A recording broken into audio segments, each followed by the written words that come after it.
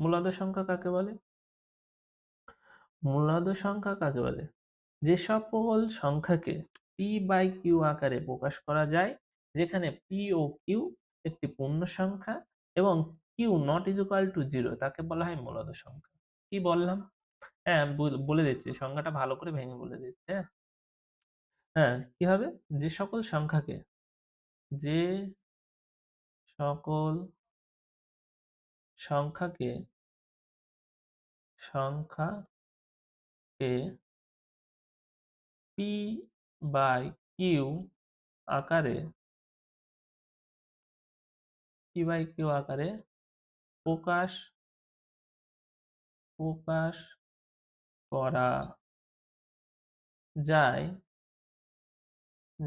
প্রকাশ করা যায় যেখানে যেখানে যেখানে p ও p ও q p ও q পূর্ণ সংখ্যা পূর্ণ সংখ্যা এবং এবং q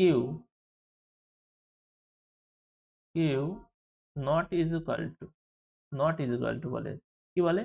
not is equal to 0 তাদেরকে তাদেরকে তাদেরকে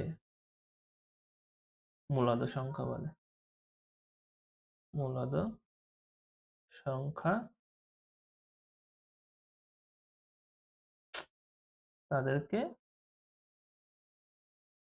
মূলদ সংখ্যা বলে। ঠিক আছে? মানে p/q মানে কি বললাম? ধরো p এর মান হচ্ছে p মানে হচ্ছে ধরো 3, আবার q মানে হচ্ছে 2, তাহলে এটা কিন্তু মূলদ সংখ্যা। হ্যাঁ, আমি এই q not is equal to 0 মানে আমি কি বোঝাতে চাইছি? q not is equal to মানে সমান সমান দিয়ে কেটে দিলাম, দিয়ে 0 মানে হচ্ছে q কখনো 0 হবে না। q কখনো 0 হবে না। মানে 3/2 যেটা বললাম না? 2 এর জায়গায় কখনো 0 হবে না। তাহলে এটা কিন্তু মূলদ সংখ্যা হবে না।